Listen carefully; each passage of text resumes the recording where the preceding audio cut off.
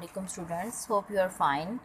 And as today is Friday 22nd May 2020, and it's probably the last revision day of your fourth quarter. So today's material for learning is Cricket and the Aunt, the story, and material for writing comprises of the application sick leave. In our second quarter, मैंने आपको applications का pattern, letters का pattern करवाया था, but I will revise that pattern of application again in my lecture. And first मैं इसको cricket and ant को discuss करूँगी.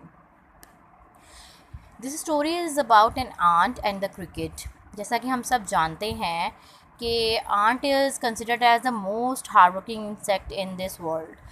तो ऐसा होता है कि in summer season they use to collect food during this season. तो अब आगे क्या होता है, but in they use to hibernate in winter season. उसमें वो हाइबरनेट कर जाते हैं. तो वो जो सारा स्टोर्ड फूड होता है, वो इंसेक्ट्स जो होते हैं, सब इंसेक्ट्स की नेचुरली हैबिट है कि वो उस हाइबरनेशन में उस कलेक्टेड फूड को, जो जमा किया हुआ फूड होता है, उसको यूटिलाइज़ करते हैं अपने लिए. सो अब क्या हुआ, एक क्रिकेट था at that season when the aunt was collecting food for herself. तो उसमें क्या था, वो एक cricket था and he was wasting his time in singing and dancing. But when the winter came, the cricket came to Ant for asking some food. और उसने क्या किया कि उसे कहा कि मुझे कुछ खाना दीजिए जब विंटर आया. तो अब आंट वॉज वेरी सरप्राइज्ड, और उसने उस एस्टॉनिशिंग वे में उसने उससे पूछा what you are doing in the season of summer, कि तुम समर सीज़न में क्या कर रहे थे. Then he replied that he had wasted his time in singing and dancing. और उसके बाद फिर क्या हुआ कि जब उसने ये बात सुनी तो she became very angry. And वो इतना गुस्से में आ गई थी कि उसने उसको खाना नहीं दिया, उसने उसको फूड प्रोवाइड नहीं किया. And left the cricket almost left to die with hunger. और वहाँ पर क्रिकेट के पास मरने के अलावा कोई चारा नहीं था, वो उसे अकेला छोड़ के चली गई थी. अब इसका जो इन द एंड एक मॉरल आता है, वो मॉरल है हमारा, time and tide wait for none. ये एक बहुत ही फेमस प्रोवर्ब है, और इस प्रोवर्ब का मतलब है वक्त और मद्देनज़र किसी का इंतज़ार नहीं करते. हम अपना टाइम, जो हमारा प्रेशियस टाइम होता है, हम वो वेस्ट करते हुए ये नहीं सोचते कि आगे उसके कंसिक्वेंसेस क्या होंगे. लेकिन जब हमारा वो टाइम वेस्ट हो जाता है, और जब आगे हम जाते हैं, थोड़ा सा आगे चल के हमें पता लगता है कि हमने, हमारा जो प्रीवियस टाइम था वो बहुत इम्पॉर्टेंट था, यूटिलाइज़ करना उसको पॉजिटिव वे में, लेकिन हम नहीं कर सके. तो हमें उस वक्त पछतावे से, उस वक्त रिग्रेट से बेहतर है कि हम अपने टाइम को बहुत अच्छी तरह से यूटिलाइज़ करें.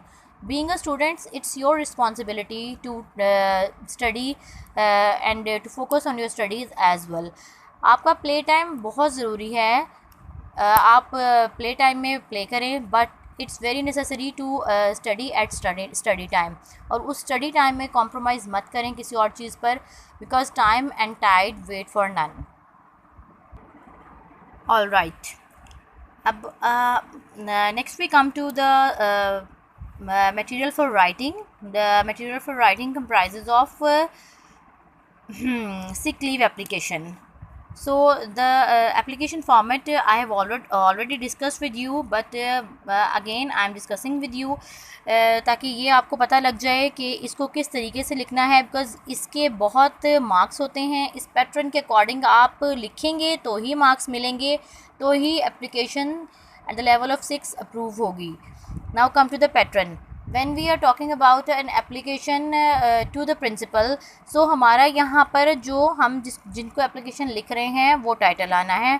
हम एप्लीकेशन राइट कर रहे हैं प्रिंसिपल को, तो हम यहाँ पे लिखेंगे the principal. Please focus on the spellings of principal. Principal के दो स्पेलिंग होते हैं, PRINCIPAL principal and PRINCIPLE principal.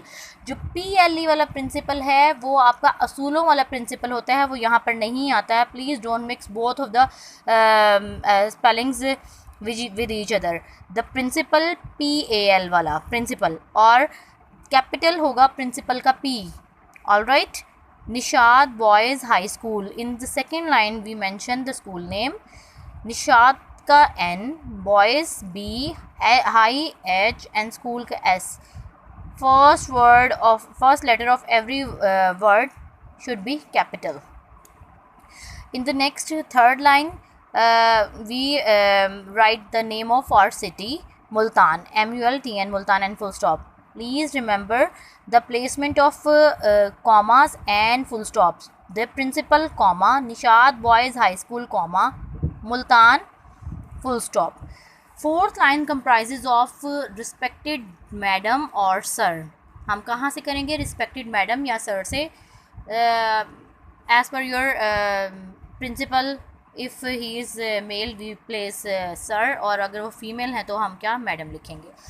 इसके नीचे से हमारा आता है body of the application. Application किस पे है? सिक लीव पे है। आप हमेशा 2-3 से ये बात पढ़ते ही आए हैं, सिक लीव की एप्लीकेशंस पढ़ते ही आए हैं। हमें इस बात का अंदाज़ा है कि हमने फर्स्ट 2-3 लाइन में क्या लिखना है। I can not come to school because I am ill, so grant leave for 2 days or 1 day only. I shall be very thankful to you. These kind of sentences when comprises they develop the body of the application. In the last lines, you put yours sincerely, YOURS, yours sincerely, SINCERELY, comma, sincerely.